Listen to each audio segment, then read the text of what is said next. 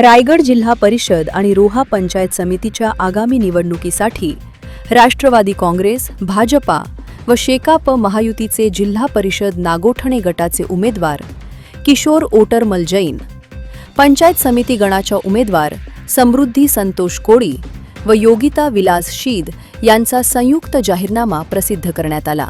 विरोध नव्हे विकास हे ब्रीदवाक्य घेऊन या निवडणुकीत उतरलेल्या किशोर जैन यांनी नागोठणे विभागाला रोल मॉडेल बनवण्याचा निर्धार व्यक्त केला आहे। या वचननाम्यात नागोठणे विभागाच्या सर्वांगीण विकासासाठी 13 कलमी कार्यक्रम मांडण्यात आला आहे। यामध्ये प्रामुख्याने नागोठणे विभागाला स्वतंत्र तालुक्याचा दर्जा मिळवून देणे, शुद्ध पाणीपुरवठ्यासाठी अद्ययावत फिल्टर योजना आणि वीज समस्येवर कायमस्वरूपी तोडगा म्हणून स्वतंत्र फीडरची व्यवस्था करण्याचे आश्वासन देण्यात आले आहे। या वचननाम्यानुसार महिलांच्या सुरक्षेसाठी सीसीटीव्ही यंत्रणा आणि स्वयंरोजगारासाठी स्वतंत्र महिला व बालभवन उभारण्याचे नियोजन आहे। स्थानिक तरुणांना कंपन्यांमध्ये प्राधान्य मिळावे यासाठी नागोठणे येथे जिल्हा एम्प्लॉयमेंट एक्सचेंज आणि कौशल्य विकास केंद्राची स्थापना केली जाईल। आरोग्य क्षेत्रात मोठी झेप घेत 24 तास रुग्णवाहिका सेवा आणि ट्रामा केअर सेंटरची निर्मिती करण्याचे वचन देण्यात आले आहे। तसेच मुलांसाठी अद्ययावत क्रीडांगण, डिजिटल मराठी शाळा आणि ज्येष्ठ नागरिकांसाठी विशेष आरोग्य शिबिरांचा समावेश या जाहीरनाम्यात आहे। मी सत्तेसाठी नाही तर सेवेसाठी निवडणूक लढवत आहे। नागोठणे विभागाचे चित्र बदलणे हेच माझे स्वप्न आहे, असे भावनिक आवाहन किशोर जैन यांनी यावेळी मतदारांना केले। घड्याळ आणि कमळ चिन्हासमोरील बटन दाबून विकासाला साथ देण्याचे आवाहन यावेळी महायुतीच्या कार्यकर्त्यांनी केले आहे। मतदारांना आवाहन करण्यासाठी आणि माझं विजन म्हणजे आपण सर्वजण त्याला वचननामा म्हणतो, जाहीरनामा म्हणतो, ते जनतेपर्यंत जाण्यासाठी आणि मतदार बंधू भगिनींना माझा परिचय या विषयाचा होण्यासाठी आणि जी काही दिशाभूल चालते दिशाभूल थांबण्यासाठी आणि आम्ही सर्व मंडळी या ठिकाणी युतीचे पदाधिकारी सर्व उपस्थित आहोत। तोही मेसेज चांगला गेला पाहिजे की भारतीय जनता पक्षाने आम्हाला पाठिंबा दिलेला आहे आणि त्यांची प्रमुख मंडळी सगळी आमच्याबरोबर आहेत, शेका पक्षाची मंडळी आमच्याबरोबर आहे आणि राष्ट्रवादी काँग्रेस पक्षात मी नुकताच अजितदादा पवार महाराष्ट्राचे उपमुख्यमंत्री यांच्या समवेत नागोठणे येथे जाहीर प्रवेश राष्ट्रवादी काँग्रेस पक्षात केला होता आणि प्रवेश केल्यानंतर तत्काळ निवडणूक लागली, मला उमेदवारी दिली गेली। सर्वच राष्ट्रवादी काँग्रेस पक्षाचा मी नागोठणे विभागातील ज्येष्ठ कार्यकर्त्यांचा मनापासून आभारी आहे। त्यांनी मला पूर्णपणे स्वीकारलेलं दिसतंय। त्यांचे पारंपरिक मतदार आहेत तेही या सगळ्या प्रचारामध्ये अगदी हिरिरीने भाग घेत आहेत। सगळ्यांनी या प्रचारामध्ये झोकून दिलेला आहे। भारतीय जनता पक्षाचे सुद्धा सर्व कार्यकर्ते हे सुद्धा या प्रचारामध्ये आहेत। पंचायत समितीची एक ऐंगर गटाची सीट ही भारतीय जनता पक्षाने मागितली होती, ती त्यांच्या वाट्याला आलेली आहे। या ठिकाणी समृद्धी कोळी ही माझ्यासोबत पंचायत समितीला आहे। रायगड जिल्ह्यात आदरणीय सुनील तटकरे साहेब त्यांचं नेतृत्व आपल्या जवळ आहे। त्यांचं दिल्लीमध्ये खासदार म्हणून ते आहेत, महाराष्ट्राच्या सरकारमध्ये आहेत, भारतीय जनता पक्षाचे आमदार या भागात निवडून आलेले आहेत। या जिल्हा परिषद मतदारसंघात फक्त मीच बाजूला होतो आणि जिल्हा परिषदचा मेंबर म्हणून मी 5 वर्षापूर्वी निवडून आलो होतो। मागील विधानसभेची निवडणूक, मागील लोकसभेची निवडणूक यावेळेला मी शिवसेना पक्षाच्या माध्यमातून काम करत होतो। जेव्हा माझ्या लक्षात आलं की एवढी वर्ष संघर्ष केलेले कार्यकर्ते एकत्र येऊ शकतात, निवडणुकीत काम करू शकतात, मताधिक्य मिळू शकतात. हे विधानसभा आणि विधानसभेला रविशेठ पाटील साहेबांच्या मतदानामध्ये मला दिसलं. लोकसभेमध्ये आपल्या तटकरे साहेबांच्या साठी दिसलं. तसं नागोठण्या भागामध्ये प्रत्येक कुटुंबात 2-2 पक्ष झालेले होते. किंबहुना 3-3 पक्ष झालेले होते. आणि या सर्व पक्षाच्या वेगळ्या वेगळ्या वाहिन्या आपल्याकडे वेगळ्या वेगळ्या होत्या. परंतु मी स्वतः या सगळ्याचा अभ्यास करून निर्णय घेतला की आपण सुद्धा विकासाच्या विषयासाठी सत्ताधारी पक्षात गेलं पाहिजे. आणि म्हणून राष्ट्रवादी काँग्रेस पक्षात जाण्याचा निर्णय मी घेतला. राष्ट्रवादी काँग्रेस पक्षाने भारतीय जनता पक्षात बरोबर युती करून जिल्हा परिषदसाठी मला साथ दिलेली आहे. शेतकरी कामगार सुद्धा बरोबर आलेला आहे. आणि म्हणून या भागातले राजकीय वैमनस्य सगळे संपलेले आहेत. कारण या भागातला सगळा कार्यकर्ता जो आहे हा प्रत्येकजण प्रत्येकाच्या पक्षाशी निष्ठावंत होता आणि आजही आहे. त्यामुळे निष्ठावंत पक्षाचे सर्व कार्यकर्ते आता या ठिकाणी एकत्र झालेले आहेत. मग आता सगळ्यांच्या मनामध्ये विकास हाच विषय आहे. आणि तटकरे साहेब असतील, रविशेठ पाटील असतील, धैर्यशील दादा असतील, हे या मतदारसंघाचे सगळे प्रमुख दिग्गज ज्यांनी आयुष्यभर या मतदारसंघात न्याय द्यायचा प्रयत्न केला. फक्त या मतदारसंघात मीच एक जिल्हा परिषदचा उमेदवार सगळ्यांशी संघर्ष करून निवडून आलो होतो. या आजूबाजूच्या ग्रामपंचायतीपैकी ऐनगर, आमरोशी, वरवटणे, नागोठणे या ग्रामपंचायती मी ठेवण्यात यशस्वी झालो होतो. पण विकासाचं जे विजन माझ्या मनामध्ये होतं त्यासाठी मी या निर्णय घेण्याचा ठरवलं की किशोरजी यांना उमेदवारी दिलेली आहे, त्यांना मतं का द्यायची. कारण पक्ष वेगवेगळे असल्यामुळे संभ्रम असतो. त्यातनं मी नवीनच प्रवेश केलेला होता. तेव्हा तो संभ्रम घालवणं ही प्राथमिकता आहे असं मी सगळ्यांना सांगितलेलं आहे.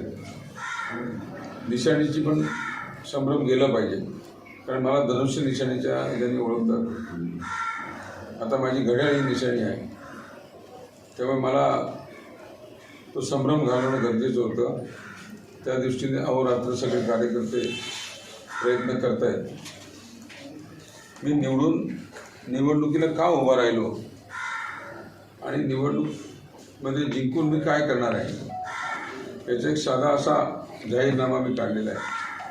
अगदी सोप्या भाषेत सगळ्यांना समजेल असा. त्याच्यामध्ये माझा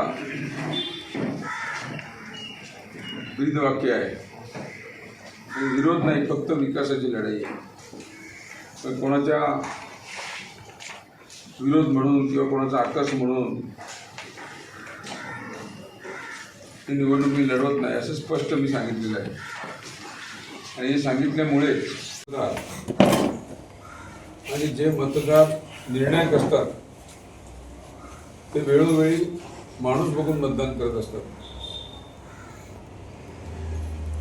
या सगळ्यांचा मला पाठिंबा मिळत आहे.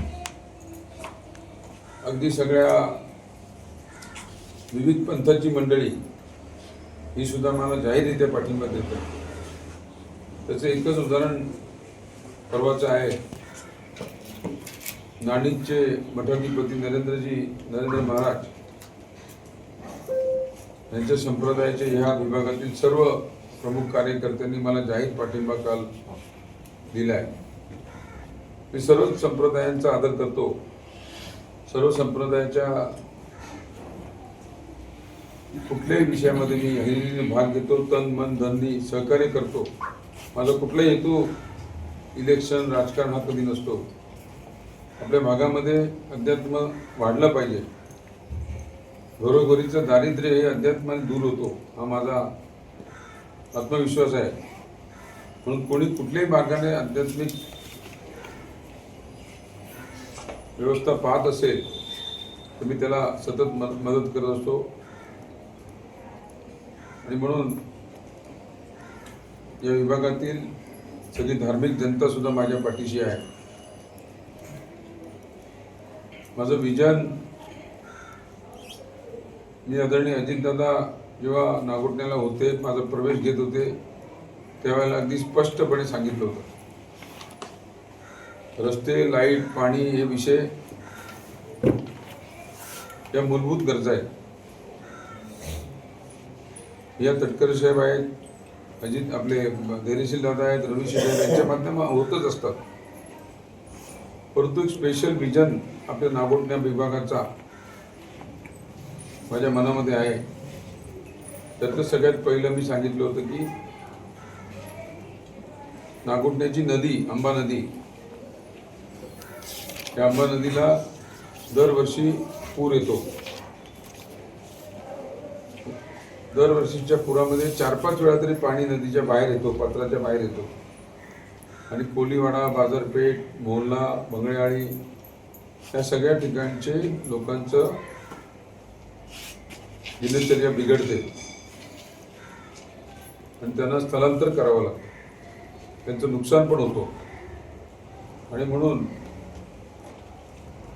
महाडच्या धर्तीवर आणि चिपळूणच्या धर्तीवरती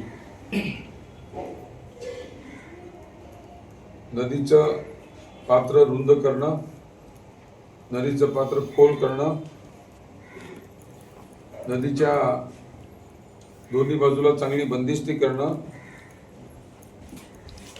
हे काम ज्याला कोट्यवधी रुपयाची आवश्यकता आहे, ते काम आज आपल्याकडे राष्ट्रवादी काँग्रेस पक्षाचे पुनर्वसन मंत्री आहेत, डिझास्टरचे मंत्री पण राष्ट्रवादी मतदारसंघाचेच आहेत. त्यांच्या माध्यमातून करण्याची आवश्यकता आहे, म्हणून मी राष्ट्रवादीत गेलो. माझ्या मनामध्ये नागोठणा हा तालुका व्हावा ही मनोमन माझी इच्छा आहे. पूर्वीपासून नागोठणेकरांच्या मनामध्ये नागोठणा तालुका व्हावा म्हणून भावना आहे.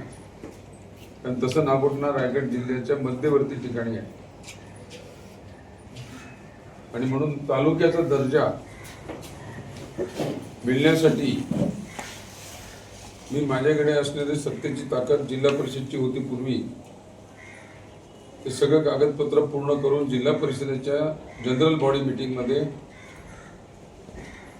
एकमुखी नागोठणा तालुक्याचा प्रस्ताव मी मंजूर करून घेतलेला आहे.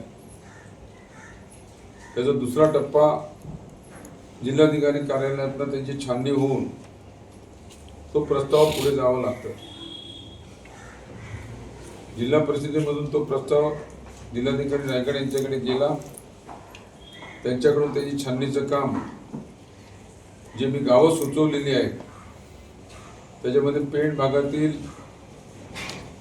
भौगोलिकदृष्ट्या जो पाबळ खोऱ्याचा एरिया आहे तो, या ठिकाणी पेण भागातील शिव पासून शिव, चोळे, गांधे याच्या अलीकडचा भाग, आपला मेढ्याचा अलीकडचा भाग, सुकळीच्या अलीकडचा भाग, वज्रोलीपर्यंतचा भाग, असं 2 तालुके याच्यात डिस्टर्ब होत आहेत. पण या 2 तालुक्यात जर तुम्ही भौगोलिक बघितलं तर नदीचे पात्र आहेत, डोंगर आहेत, त्याच्यामध्ये बरोबर हा तालुका आणि त्याची लोकसंख्या आणि रेव्हेन्यू विलेज जे लागतो आपल्या ह्याच्यासाठी नियमाप्रमाणे, त्याला हा तालुका होण्यास पात्र आहे. पुढे ह्याच्या मंजुरीची प्रक्रिया जी असते ही कधीतरी राज्याच्या मुख्यमंत्री, राज्याची कॅबिनेट यांच्या मागणीवरती याची मंजुरीची प्रक्रिया होते. ते एका तालुक्यासाठी होत नाही. ते हे सगळे लावलेले प्रस्ताव असतात. त्या प्रस्तावाच्या आधारावरती तेव्हा तरी जेव्हा ठरतं की करायचं आहे तेव्हा त्या गोष्टीचे डिसिजन होतात. म्हणून त्या स्टेजला आपण येऊन आता थांबलेलो आहोत. जेव्हा केव्हा पण याचा निर्णय होण्याची वेळ येईल त्यावेळेला आपला नागोठणा तालुक्याचा नंबर फाईलमध्ये तिकडे पहिला असेल.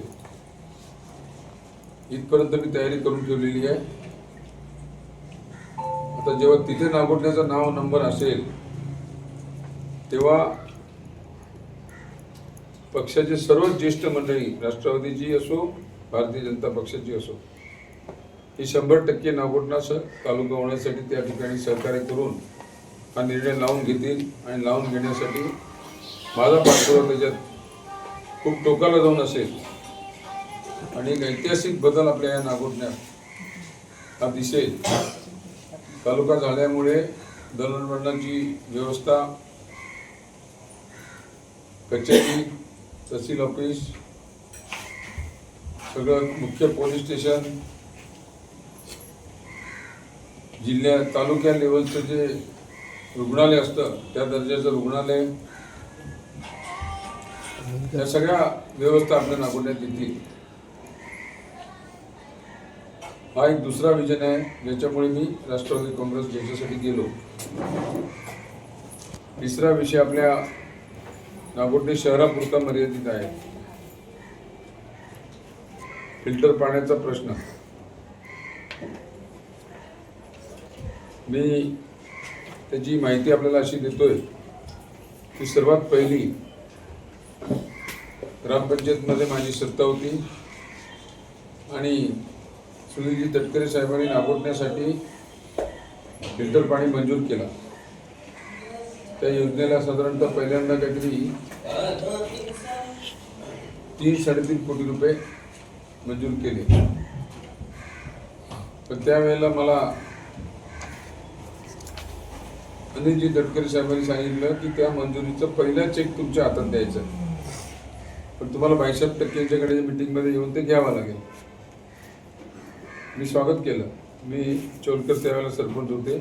पहिला चेक माझ्या हातात दिला आणि फिल्टर पाण्याचं पहिलं काम सुरू झालं. पहिला टप्पा काम पूर्ण होते तोपर्यंत योजनेला अजून काही गोष्टी लागत होत्या, अजून काही त्रुटी होत्या. म्हणून मंत्रालयात जाऊन सगळे भाईसाहेब असतील, नरेंद्र शेठ असतील, शिवरामभाऊ असतील, सगळेच प्रमुख मंडळी यांनी, बाळासाहेब टक्के असतील, आणि मंत्रालयात तटकरे साहेबांच्याकडे पाणी पुरवठा मंत्र्यांच्या बरोबर मिटिंग घेतली आणि वाढीव 2,60,00,000 रुपये अजून मंजूर करून आणले. हे वाढीव 2,60,00,000 आल्यानंतर तेही काम पूर्ण झालं. नंतर राज्यामध्ये आदरणीय उद्धवजी ठाकरे साहेब मुख्यमंत्री झाले आणि त्या दोन्ही खर्चामध्ये सुद्धा त्रुटी खूप होत्या. वरचा सगळा आपला मुरावाडी, मीरानगर, पलीकडचा भाग हा त्यात समाविष्ट केलेला नव्हता. हे लक्षात जेव्हा आलं तर परत इस्टिमेट करायला लावले. इस्टिमेट करताना पात्रता आपली बसत नव्हती, जी नागोठण्याची लोकसंख्या आहे त्याची. आणि म्हणून मी एक विचार करून मार्ग काढला की नागोठण्यामध्ये फ्लोटिंग पब्लिकचं प्रमाण हे राहणाऱ्या पब्लिकच्या एवढंच आहे, जी लोक राहतात, येतात, जातात, राहतात. आणि तो निकष माझा शासनाने मान्य केला आणि म्हणून 4,80,00,000 रुपये अजून मला या योजनेसाठी मिळाले. वेगवेगळ्या टाक्या झाल्या, ज्या ज्या ठिकाणी टाक्या झाल्या तिथे अंडरग्राऊंड पाईपलाईन टाकण्यात आलं आणि काम आजच्या स्थितीला पूर्ण झालेलं आहे. मी तटकरे साहेबांकडे पक्षामध्ये गेल्यानंतर पहिलं उद्देश होता फिल्टर पाण्याचं लोकार्पण करायचं. आणि मी पुन्हा अधिकाऱ्यांची बैठक घेतली आणि बैठकीमध्ये असं लक्षात आलं की साहेब, आम्ही आता फिल्टर पाणी जर सोडला ताब्यात घेऊन तर MIDCचं रॉ वॉटर बंद करायला लागतं. मग फिल्टर पाण्यावर तुमचं गाव चालेल कसं? लक्षात आलं माझ्या की बरोबर आहे. आपल्याला दोन्ही पाणी पाहिजे, रॉ वॉटर पण आला पाहिजे आणि जेवढा लागतो मुबलक प्रमाणात तेवढा फिल्टर वॉटरही आला पाहिजे. आणि मग ह्याचा त्यांनी टेक्निकली सगळं पाहून मला सांगितलं की एक 2 किलोमीटरची लाईन आपण वरवंट्याच्या मागून, कारण आतून परत लाईन टाकली तर दरवर्षी ही तुटफूट असते, दरवर्षी लाईन ब्रेक होते आणि आपल्याला पाण्याला 3-3 दिवस 4-4 दिवस थांबायला लागते. आणि म्हणून ते बाहेरच्या रोडनी हायवेवरून पलीकडच्या वरवंट्याच्या पलीकडे त्या रोडनी एक पाईपलाईन टाकून ती डायरेक्ट रॉ वॉटरची लाईन आपल्या सगळ्या गावाच्या कनेक्शनला जोडायची. तर त्याला एक 60 लाख रुपयाचा एस्टिमेट निघाला. आणि फिल्टर पाण्याची जी मशीन चालते त्या मशिनीला दर महिन्याला 1.5 लाख ते 2 लाख बिल येणार, लाईट बिल. आम्ही आता ग्रामपंचायतमध्ये बघतोय अनेक वर्ष पाणीपट्टी घरपट्टी वसूल करताना खूप त्रास होतो. आता लाईट बिल 1 महिना ठेवतील, 2 महिने ठेवतील, पाणी लाईट बिल नाही भरलं तर ते फिल्टर पाणी परत बंद होईल.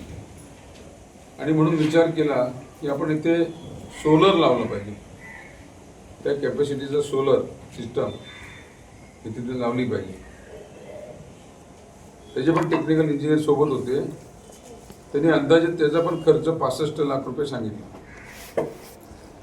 म्हणजे सोलर सिस्टम आल्यामुळे आपल्यावरती जो दर महिन्याचा जो लाईट बिल भरण्याचा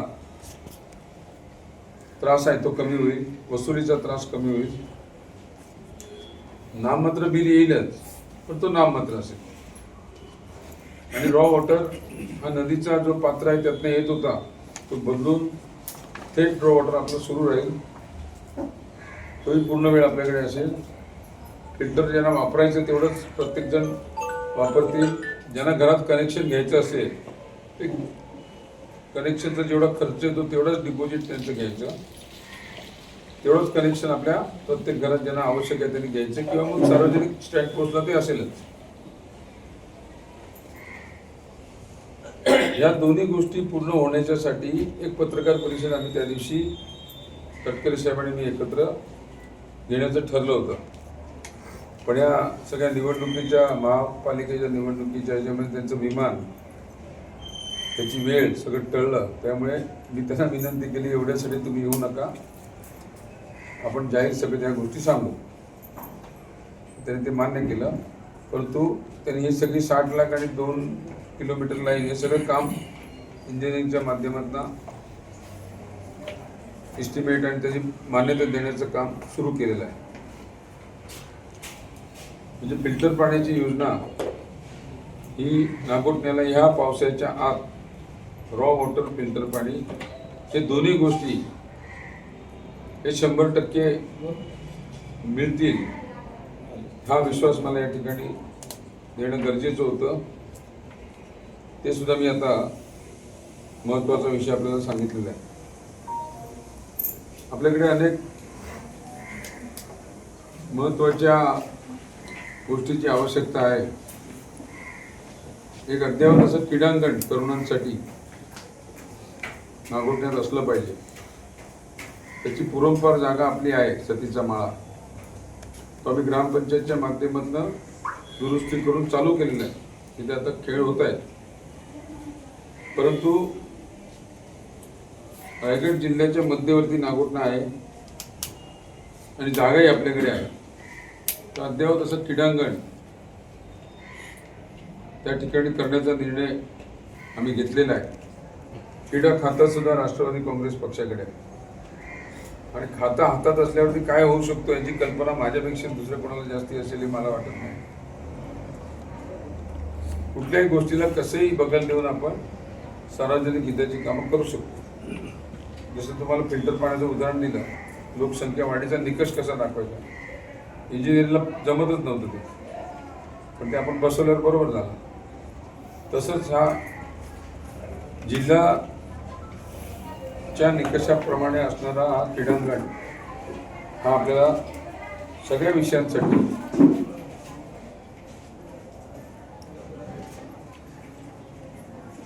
उपयुक्त असा करता येईल अशी व्यवस्था पण आपण या ठिकाणी करतोय. MSCBचा प्रश्न सुद्धा आपल्या नागोठणे शहराला पण आहे आणि ग्रामीण भागाला पण आहे. जसं पाण्याचा मी नागोठण्याचा विचार करतोय तसं पाण्याच्या मी 40 योजना जल जीवन मिशनमध्ये जिल्हा परिषद मेंबर असताना प्रस्तावित करून मंजूर करून घेतले होते. परंतु त्याचं टेक्निकल, त्याच्या ठेकेदाराच्या चुका, त्यातले निकष, या सगळ्या गोष्टी